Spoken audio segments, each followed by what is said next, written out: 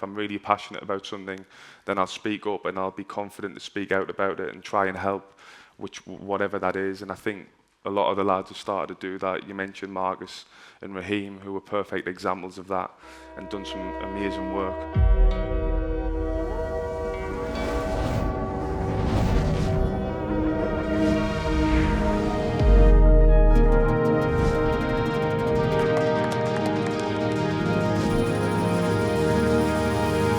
So last night, Jordan, whilst we were eating sushi and listening to Gregory Porter sing, you were working. Yeah, we had a game. Went all right, didn't it? It was a good night in the end, yeah. Big game for us, so 2-0 in the end, which was a nice result. Pretty impressive. And as it really does pain me to say this, Jordan, as a Manchester United fan, but Liverpool are having a fantastic start to the season, aren't they? Not bad, not bad. Yeah, we started quite well. You know, Champions League last night, we qualified with 2 games to spare, which was really good. Premier League, we're sitting second at the minute. Could be a little bit better, but still a long way to go. Yeah. And that pass you did to Mo Salah a couple of weeks ago, that was a bit spiteful, wasn't it? Yeah, it was a tough day for you, that, wasn't it? It was a really tough day. Yeah. Anyway, so before you got to Liverpool, tell us a little bit about growing up in the Northeast. Was it always football for you, Jordan? Were you a footballing kid, or were you a sporty kid? What was it? Yeah, football has been everything in my life ever since I could walk, really. Love of the sport, loved sports at school, but football was the number one right from when I can remember. Sure. And was Sunderland your team? Yeah. Yeah? Always? Always. Yeah, that's where I'm from. Yeah. My dad used to take us to the games at Roker Park, which I can't really remember that well because I was quite young, but then Stadium of Light. Worked my way through the academy at Sunderland from age of 7, and finally got into the first team and made my debut at 18. Yeah. And Liverpool came calling pretty quick. Were other teams interested in you? There was talk, you know, United was one. Cheers. City at the time as well. But once I'd met Kenny Dalglish, was a big influence, and I was a big fan of Steven Gerrard as well at the time. That sort of sealed the deal for us, and I knew where I wanted to go. It was obviously a big move for you, a big move for anyone, because you were just 20, right? We talked a little bit about this for the feature in the magazine, but you played a lot of football at the start of your career with Liverpool, but you also struggled quite a bit, didn't you? Yeah, I did when I first went. You know, it was a big move, quite a lot of money at the time for a 20-year-old. Move away from home and things like that. So I did struggle. I did play a lot of games. You know, I had the faith from the manager and Kenny, but I struggled in terms of performance level. Wasn't good enough, really, to be honest. And then Liverpool's a huge football club, so there's always going to be that pressure to perform every game. And I struggled with that at the beginning. Yeah. What I thought was interesting, Jordan, is that I think when you were with Brendan, he talked to you about maybe moving to Fulham, and you were like, absolutely not. I'm not going anywhere. Yeah. But you were obviously finding the game difficult, and so you took some help, didn't you? You went to a sports psychologist, Steve Peters, who was working with Liverpool at the time. So quite a big step for a footballer to kind of, you know, for someone that's a strong player to admit that he needs some help in that regard. Yeah, I was at a sort of crossroads in my career. You know, a new manager would come in, and Brendan.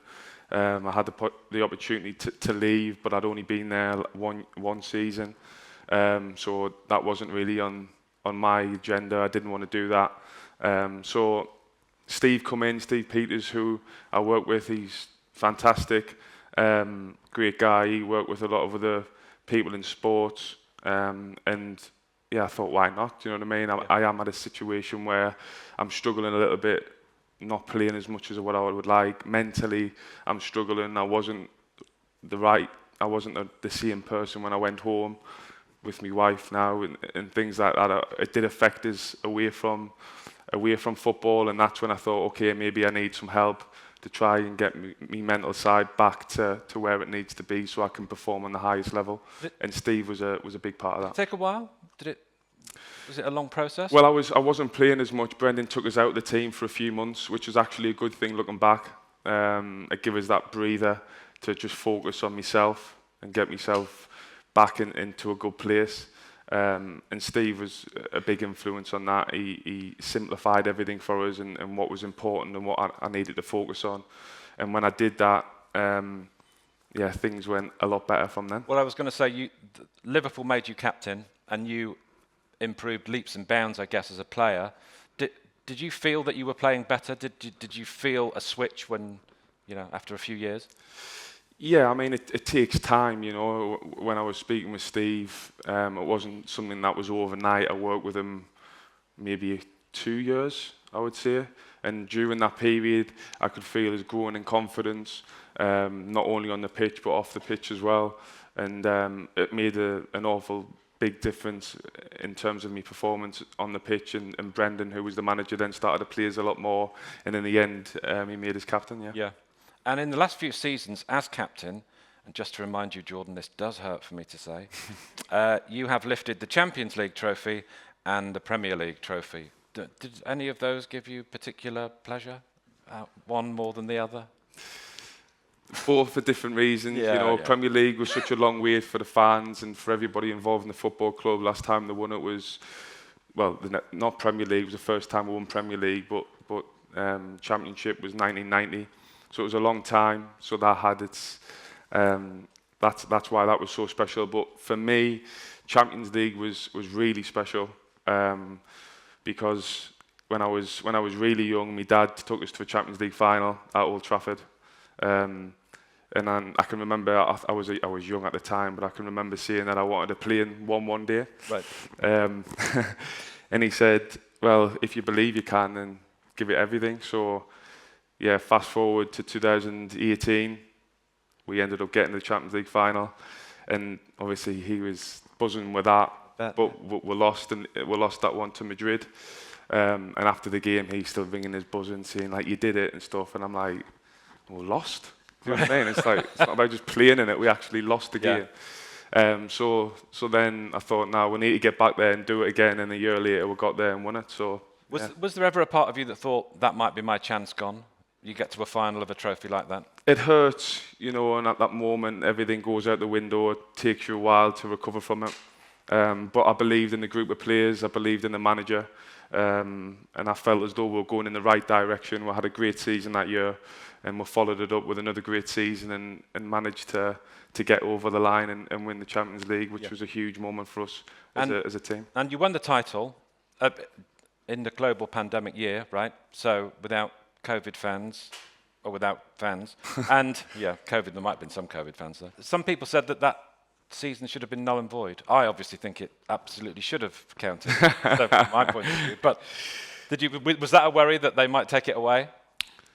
A little bit at first, if I'm being honest. But we're so far in the lead. Even at that moment, I felt as though we deserved it. But there was so much going on, I think it was a shock to everyone what was happening. So we're trying to process all of that.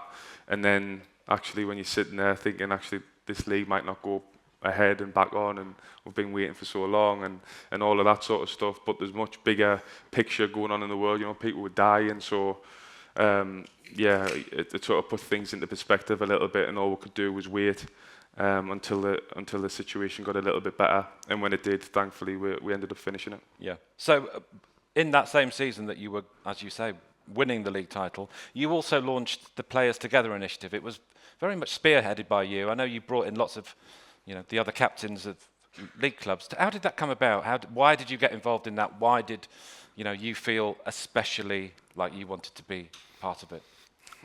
Well, I don't think I can take all the credit, to be honest. I think the credit has to go to all of the captains across the Premier League. I thought they were outstanding, brilliant in that moment in time. But I spoke to a few people, not only at Liverpool but other clubs, and we weren't doing anything. And obviously, a lot of people were suffering. So we thought, how could we help? Because a lot of people look up to us in this country because they love football. And idolise footballers. Yeah, so we felt as though we had a responsibility to try and help. So I rang a few people, and it went from there. And like I say, the captains were outstanding. They were all on board straight away. We ended up raising a lot of money to go to the NHS, but also a big thing that I like was the moral support for them because they were going through Yeah. such a tough time. I think that was the biggest thing Yeah. mentally for them as well. Oh, that's brilliant. I think it's great you use your platform for obviously highlighting issues, but we talked before about how you've done that and Marcus Rashford's done that and Raheem's done it. Do you think footballers are getting, not exactly a social conscience, but do you think they're feeling more confident about speaking out about issues away from football? It used to always be, didn't it, Jordan? Oh, we're going to take each game as it comes. I'm going to give 110%, and that was it. And now they're saying, hold on a second, we can do more. There's a bigger picture here. Yeah, I think for us it's about helping. You know, if you've got an opportunity to help people, then I think it would be a sin not to do that. You know, we've got a big platform to go and help. You know, and I think the situations that I've been involved in over the past few years is something I'm really passionate about. And if I'm really passionate about something, then I'll speak up and I'll be confident to speak out about it and try and help, whatever that is. And I think a lot of the lads have started to do that. You mentioned Marcus and Raheem, who were perfect examples of that and done some amazing work. And hopefully, that can continue. Yeah, it's great. And you were made an ambassador for the NHS Charities Together organisation and awarded an MBE. But didn't you actually get to go to the Aintree University Hospital just this weekend gone? Yes, I went last week, which was actually really good. You know, I met some of the staff there and they sort of talked to us about the stories and the difficulties that they've had over the past couple of years, which was quite emotional actually. Sitting down and speaking to them, lots of different stories in different parts of the hospital. So that was really nice. I really enjoyed that. Yeah, and you've got a cousin who's a nurse as well, right? And northeast, yeah. Yeah, great stuff. The other thing, obviously, we'd like to talk about is the summer and the Euro 2020, which happened in 2021, of course. That was great for the country. Did you enjoy it? Was it an experience you enjoyed? You got your first goal for England? Yeah, it was a great experience. You know, actually, it was a tough one for me personally, a little bit as well, because I was coming back off a big injury, so I wasn't 100% fit. So I was going into the tournament. Yeah, I was lucky to probably get into the squad and be available. To be honest, but once I was there, I tried my best to be there for the lads, and whenever I was needed and called upon to come and do my bit. But it was an amazing experience, and the lads I thought were fantastic. I thought they united the nation, and when it needed united, really, I think that's the power of football at times. After everything that's gone on, I thought it really brought everybody together, and hopefully we can go one step further in the World Cup next year. I mean, let's hope so. Obviously, losing the final was tough, but obviously the response afterwards, the abuse that the three penalty takers missed, Bakary Sakho, Jadon Sancho, Marcus Rashford, did that take a little bit of the gloss off it, do you think? Yeah, a little bit actually, if I'm being honest. I think we've done so well to get up to that point, you know, the furthest any England team's done for a long time. So after the game, I think we're talking about issues that we've been speaking about for a while now, and yeah, it was hard to take when it's your teammates, and I'm sure they found it hard as well. But we're a good squad, a good group of players, rallied around each other and got together and make sure we supported them as best we could, and they'll be stronger for it in the long run. Yeah. But I think that highlighted that it's still a big issue, which is why we still take the knee before games and try to get the conversations, keep the conversations going about that. So yeah, it did a little bit, to be honest. Yeah. Have you noticed a change in racist chants and things like that? Is it a situation you've seen? Obviously, playing for England in certain countries, it's obviously still been a problem. But what about in the UK, in the Premier League? I think, well, when I've played for England, you're right, there's been situations that haven't been very nice, but I feel as though we've dealt with it in the best possible way. You know, the lads have been fantastic and handled it really well. In the UK, I'm sure it still goes on, but I feel as though in the stadiums we've made great steps forward. You know, I can remember when we first started to take the knee, when fans came back, there was a bit of a mixed feeling about it, whereas now I feel it's a lot more positive. Right. So I can I can see the big change that it's making in the right, and it's making change in the right direction. Still a long way to go, of course. Sure. But if we can help in any way we can again, as we come back to, then I think we can do our best to try and do that. Yeah. And what's the aim for the rest of the season? What's a realistic target for Liverpool, do you think? Compete for everything. Yeah. You know, challenge for everything. We're still in all the competitions. So go for everything. You know, try and win every single game. It's a lot easier than you might think. But no, it's give everything every time we're playing, no matter what competition. And then if we do that, we've got a great manager, great group of players, great fan base. So yeah, you never know. And I would mention that obviously at the moment, Salah's literally on fire. Do you think, like most people, that he's the second best player in the world? Yeah, I'm biased, so yeah, for me he's the best around at the minute. Yeah. You know, the form he's in, outstanding on the pitch. He's been incredible, but also off the pitch. You know, it's no coincidence that he performs like that, because he lives football away from the training ground. You know, he eats the right things, recovers properly, always in the gym. Yeah, he just lives for the next game, and you can see that with his injury record, and obviously when he's on the pitch he performs to the highest level every game. So a lot of respect for him, and a great teammate. Yeah. And you mentioned the World Cup next year. Qatar's going to be a pretty difficult place to go for a World Cup, right?